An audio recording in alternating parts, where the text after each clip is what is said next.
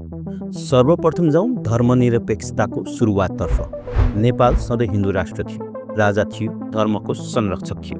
तर 2062-63 को जनआन्दोलनपछि देश धर्मनिरपेक्ष घोषित गरियो।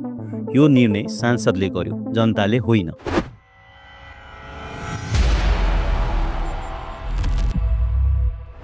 न त कुनै जनमत संग्रह भयो, न त जनताको राय लियो।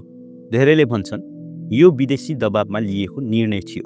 संविधान 2072 मा स्पष्ट लेखिएको छ, नेपाल धर्मनिरपेक्ष राष्ट्र हो।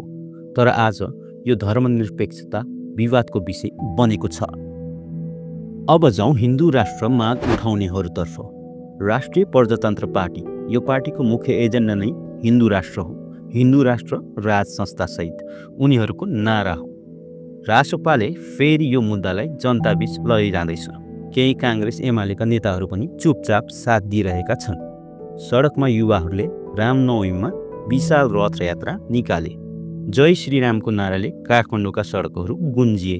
समाजमा हिन्दू पहिचानप्रति फेरि गर्व बढिरहेको देखिन्छ र यो गर्व राजनीतिक शक्तिमा रूपान्तरण हुँदैछ। अब जाउँ धर्मनिरपेक्षताको पक्षमा उठ्ने तर्कतर्फ।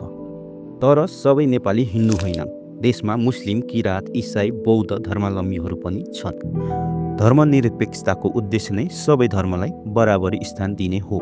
कतिपय भन्छन् हिन्दू राष्ट्रको नाराले समाजमा द्वन्द्व ल्याउँछ। यसले अल्पसंख्यकहरूमा असुरक्षा पैदा गर्न सक्छ। विदेशी सहायता र कूटनीतिमा असर पर्न सक्छ। भारतलाई हेरौँ, संविधानले धर्मनिरपेक्षता कायम राखेको छ।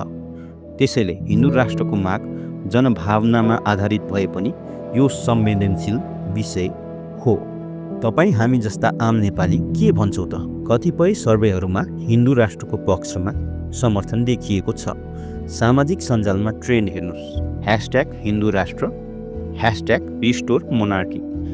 गाउँमा जाँदा अझै धेरैले राजा चाहिन्छ भन्छन्। सहरमा बहस हुन्छ धर्मको राजनीतिमा देश फस्न नहुने। तर युवा पुस्ता विभाजित देखिन्छ, केही परम्परा पक्षमा, केही लोकतन्त्रको पक्षमा।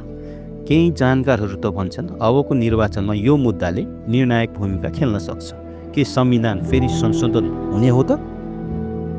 नेपाल अहिले दो बाटोमा छ। एकतर्फ जनताको भावना, हिन्दू राष्ट्र, परम्परा र पहिचान, अर्कोतर्फ संविधान, धर्मनिरपेक्षता, सबै धर्मको सम्मान र यसबीचमा सत्ता लिने खेल। राजनीतिक दलहरू जनताको भावना प्रयोग गर्न चाहन्छन्, तर संविधान फेरि संशोधन गर्ने निर्णय सस्तो छैन। यो मुद्दा चर्कनेछ संसदमा, सडकमा र युट्युबमा पनि।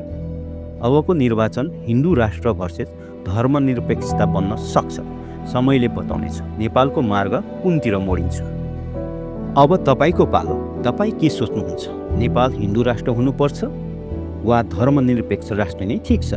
तल कमेन्ट गर्नुहोस्। तपाईको विचार महत्त्वपूर्ण छ।